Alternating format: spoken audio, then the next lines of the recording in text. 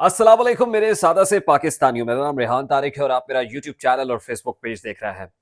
करोड़ हा दरूद आका दो जहां नबी मेहरबा मोहम्मद मुस्तफ़ा सल्लल्लाहु अलैहि वसल्लम पर। इस दुआ और इस उम्मीद के साथ इस व्लॉग का आगाज करते हैं कि अल्लाह रब्बुल इज़्ज़त इस मुल्क के फैसला साजों के दिलों में सादा से पाकिस्तानियों के लिए नरमी पैदा कर दे। मेरे सादा से पाकिस्तानियों, रात के इस पहर जब मैं आपसे मुखातिब हूं तो इंतहाई गैर मामूली, गैर मुतवक्के और अचानक खबर आपके साथ शेयर करनी है। और ये खबर इंतहाई गैर मामूली इस एतबार से है कि ये खिताब है, और ये खिताब किसी आम शख्सियत नहीं बल्कि पाकिस्तान की सुप्रीमो इंटेलिजेंस एजेंसी यानी ISI के सरबरा DGISI के खिताब से मुताल्लिक है। और DGISI का खिताब एक ऐसे वक्त पे हुआ है जब इंतखाबात करीब हैं, इंतखाबात के लिए बिगल बच चुका है, उल्टी गिनती शुरू हो गई है, चंद ही रोज बाकी रह गए हैं। ऐसे में एक ऐसी शख्सियत जो कम ही देखी और सुनी जाती हैं, जो बिहाइंड द कैमरा रह के काम करते हैं, हसास इदारे के सरबरा जो हमेशा खुद को कवर्ड रखते हैं, इन कैमरा रहते हैं।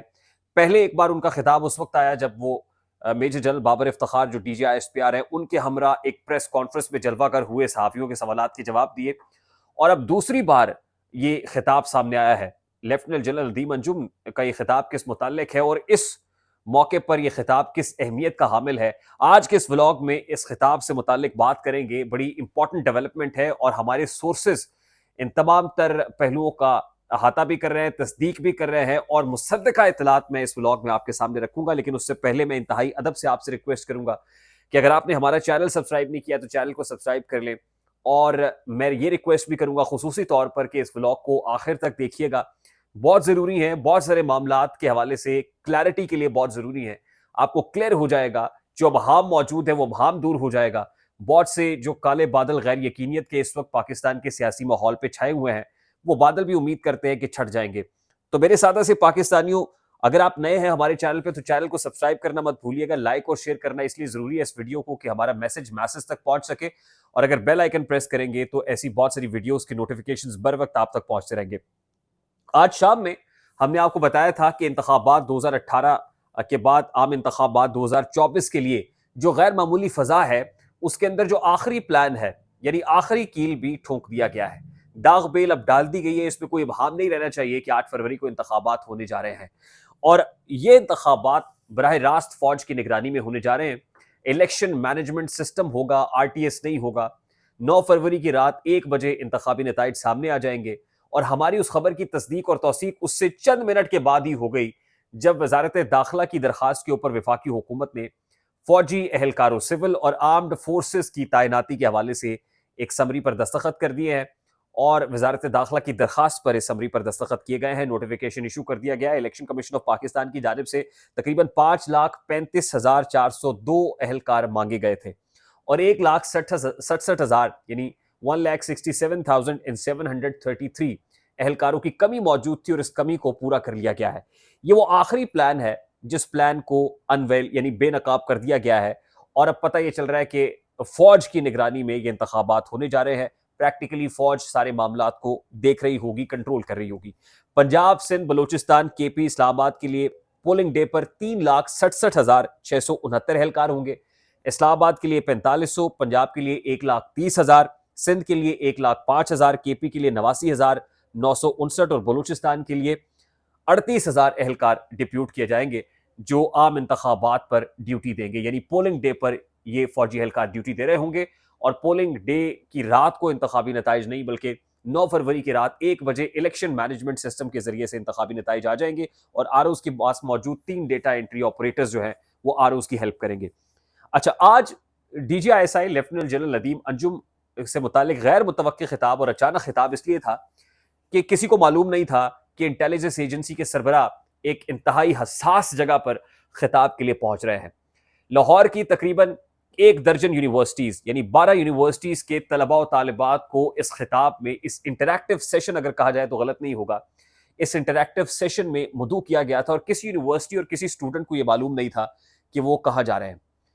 लाहौर में हसास मकाम कैंटोनमेंट का एरिया था, गैरिजन एवेन्यू था, गैरिजन ऑडिटोरियम था, जहां पर लाहौर की 12 यूनिवर्सिटीज के लगभग 200 तलबा और तालिबात को इकट्ठा किया गया और ये तलबा और तालिबात सुबह ये गैरिजन ऑडिटोरियम में पहुंच गए और टेंटेटिवली तकरीबन 9 बजे ये खिताब एक्सपेक्टेड था कि कोई शख्सियत طلباء و طالبات سے خطاب کے لیے پہنچ رہی ہے، لیکن کچھ ڈیلے ہوا اور ڈیلے کی وجہ دھند بتائی گئی، فیزیبلٹی بتائی گئی کہ دھند کی وجہ سے جو شخصیت جس نے پہنچنا ہے وہ بھی نہیں پہنچ پائی۔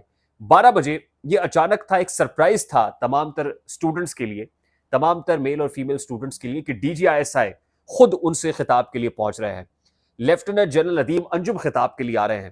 اب ڈی جی آئی ایس آئی کا اس طرح سے پبلک کے اندر آنا یا اسٹوڈنٹس کے ساتھ مخاطب ہونا، یعنی اسٹوڈنٹس کے لیے یقیناً ایک بہت بڑا لمحہ تھا، اور ظاہر انٹیلیجنس ایجنسی سے متعلق جو ہے ہمیشہ ایک دھاک، ایک دہشت، ایک خوف موجود رہتا ہے۔ طلباء و طالبات ڈی جی آئی ایس آئی کو اپنے درمیان پا کر انتہائی غیر معمولی صورتحال کا سامنا کر رہے تھے، اور D G I S I نے اس وقت تقریباً جب وہ پہنچے ہیں تقریباً 11:30 پونے 12 بجے کے قریب، اور 12 بجے اس خطاب کی کمنسمنٹ ہوئی ہے، تو جو عینی شاہدین ہیں یعنی واقفان حال ہیں وہ یہ بتاتے ہیں کہ انہوں نے بلیک کلر کا سوٹ زیب تن کیا ہوا تھا، اسکائی بلو کلر کی شرٹ پہنی ہوئی تھی، اور انہوں نے انتہائی مختصر خطاب کیا۔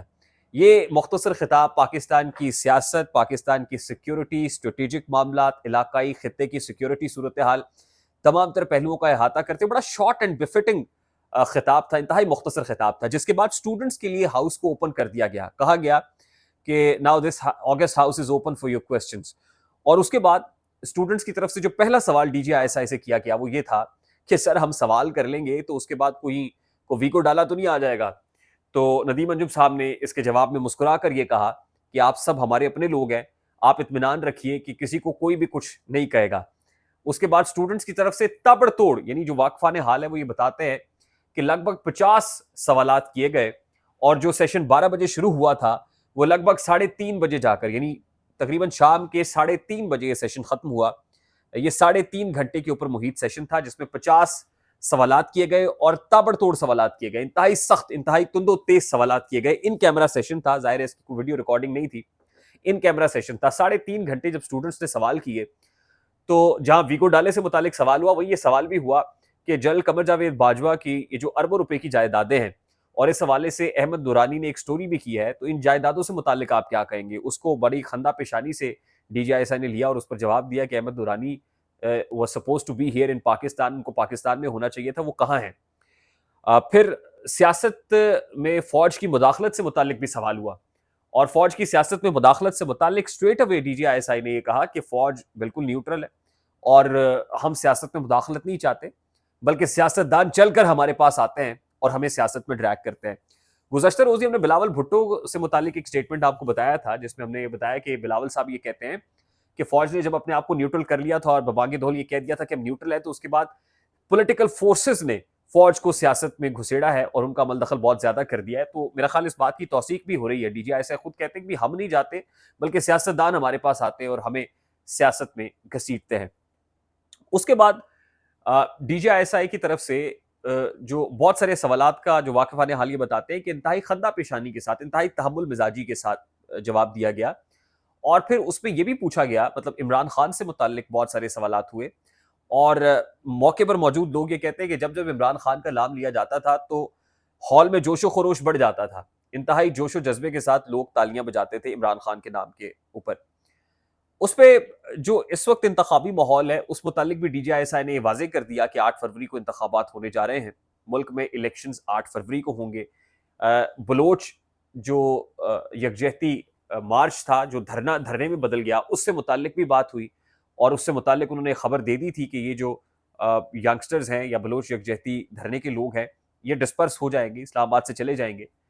پھر کچھ سیکیورٹی سچویشن سے متعلق جو دستگاہیں بند کی گئی، غیر معمولی سیکیورٹی سچویشن تھی، تو اس حوالے سے اسٹوڈنٹس کو کانفیڈنس دیا گیا کہ آپ کی جو انٹیلیجنس ایجنسیز ہیں یا پاک افواج ہیں وہ 24 گھنٹے چاقو چوبند ہیں اور آپ کی سیکیورٹی کو ممکن بنانے کے لیے اپنا کام کر رہی ہیں۔ انٹیلیجنس بیس جو آپریشنز کیے گئے ندیم انجم صاحب کی سربراہی کے اندر، اس متعلق بھی اسٹوڈنٹس کو بریف کیا گیا۔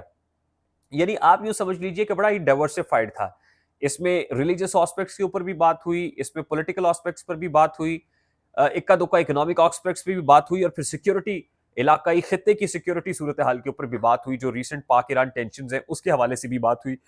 اس متعلق بھی بتایا گیا، بلوچستان کے اندر ٹیررزم سے متعلق بتایا گیا، کے پی کی سیکیورٹی سچویشن سے متعلق بتایا گیا، پولیٹیکل سچویشن سے متعلق بتایا گیا۔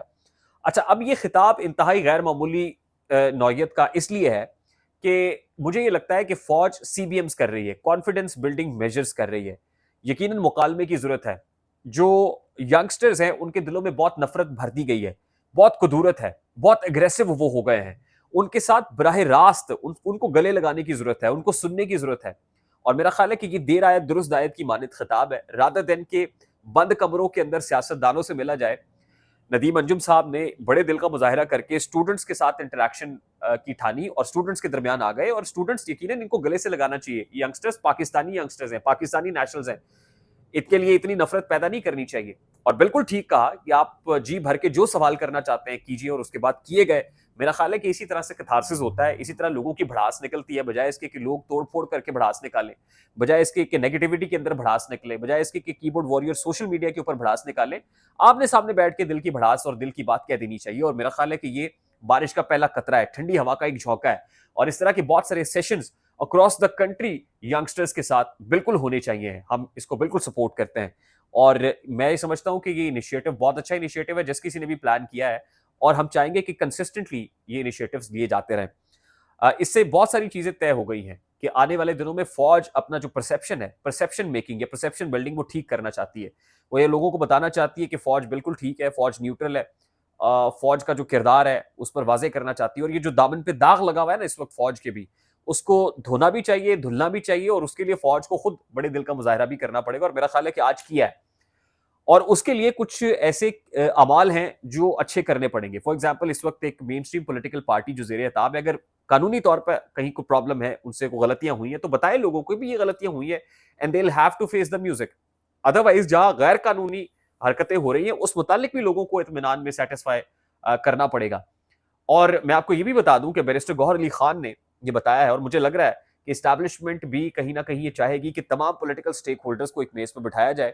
اور اسٹیبلشمنٹ یہ چاہتی ہے، جہاں کورٹ یہ چاہتی ہے نا، جوڈیشری یہ چاہتی ہے، جسٹس قاضی فائزی صاحب اپنا کام کر رہے ہیں، اسٹیبلشمنٹ یہ چاہتی ہے کہ اسٹیبلشمنٹ بھی گند کا ٹوکرا اپنے سر پر نہ اٹھائے، بلکہ گند جو ہے نا یہ جن لوگوں کا ہے یہ انہی کو مبارک ہو.